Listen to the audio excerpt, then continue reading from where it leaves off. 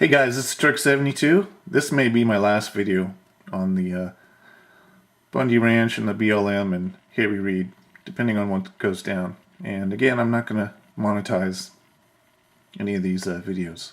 But when I first heard about the Bundy Ranch situation, I must admit I hesitated to fully defend the Bundys. And I admit I had a bit of government deprogramming still to do. But when I looked into things further, and you find out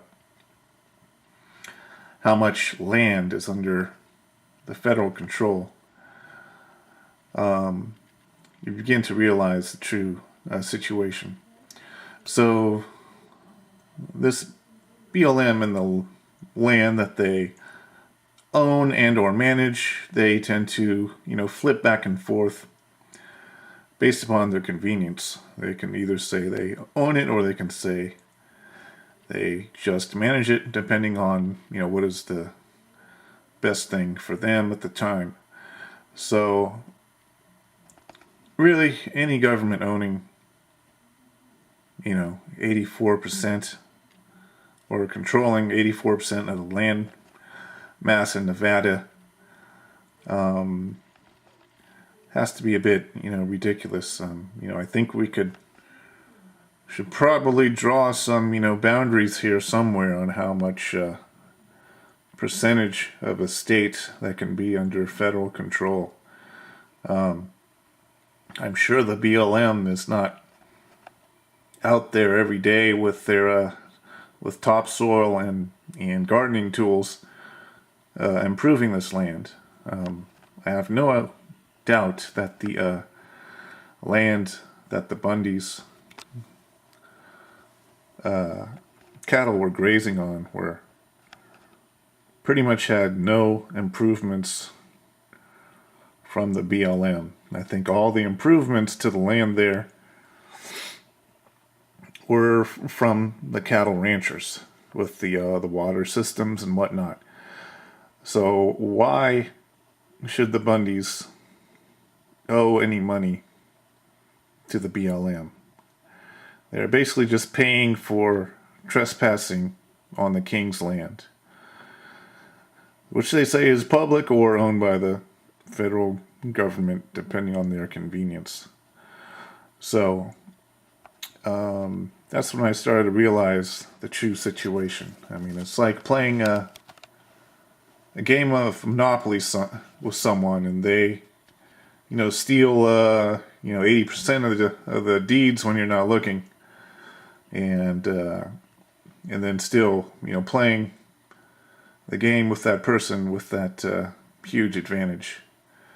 Eventually no one's going to want to play Monopoly with that person anymore, and that is what happens to the cattle ranchers.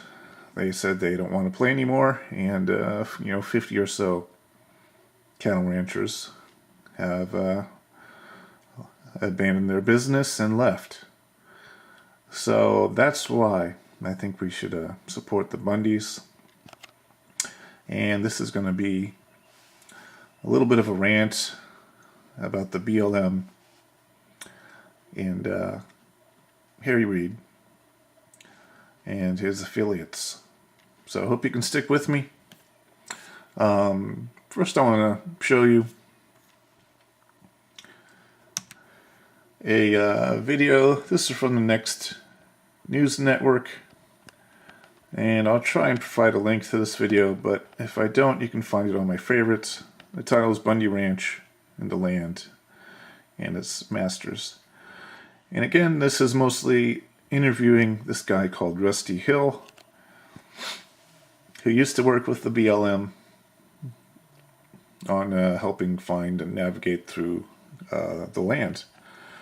So in this Rusty Hill, he must be a bit of a genius here.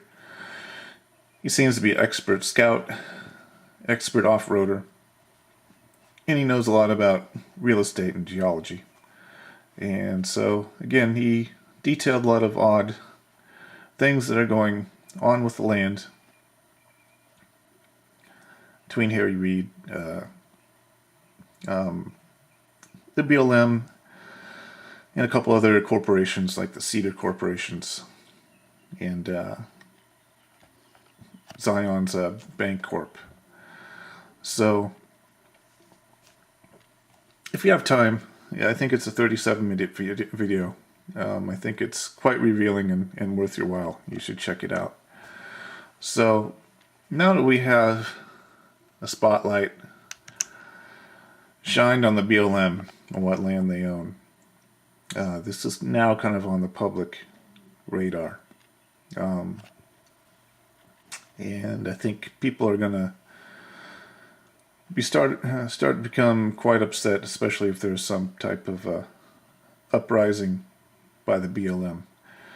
Now, if you heard Harry Reid's famous speech where he called the Bundys and the supporters domestic terrorists, and he talks about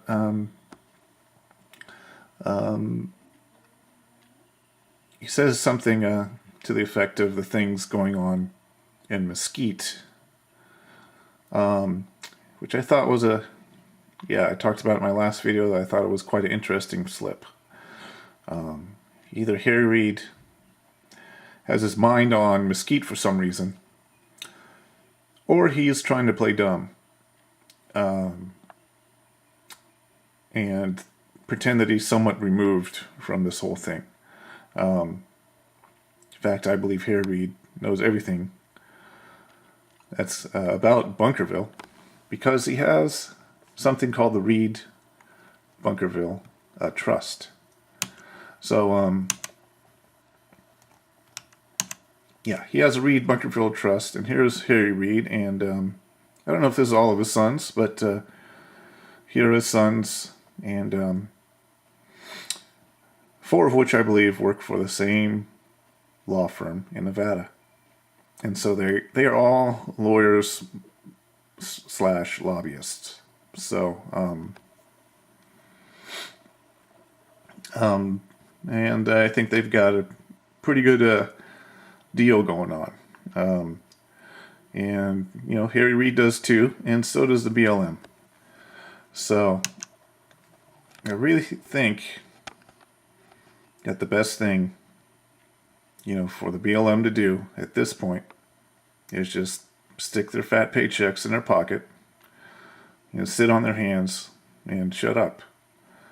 And you don't want to be a human shield for Harry Reid and his nepotism empire of influence peddling and, land grabs.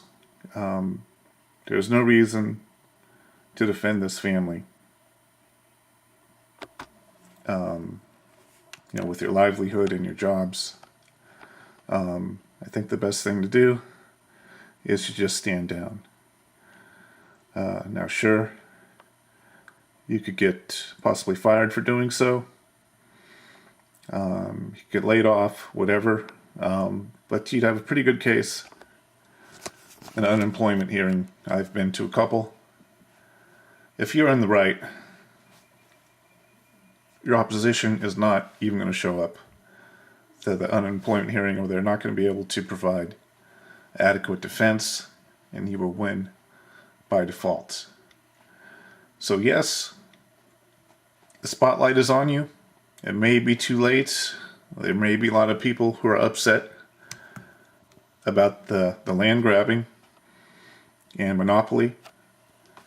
But I think if you just stand down, that's your best shot to have this whole thing blow over and to have maintain the lifestyle that you previously had. There's another article from Western Journalism I think you should read. I'll try and provide a link to it. It's investigating Harry Reid and his dirty laundry and his history of influence peddling. So, now does Harry Reid, do I think he really fears not being reelected in 2016? Well, probably not in itself. But what I think he does fear is that his sons may have to make a living and maintain employment simply on their merits alone. That is the thing I think Harry Reid fears most, and that why he is still going to run for re-election, even though he's approaching 75 years old right now. And that's why he's working so hard on expanding his empire. Because he fears that without such, that he may need to divvy things up his empire amongst his sons to maintain his family's current lifestyle. So please check out the article on Next News Network and what Rusty Hill has to say. And let's all just keep the spotlight shined on Harry Reid, the BLM, and his sphere of influence. So I think I'll cut it short there. Thanks for checking out Turk 72.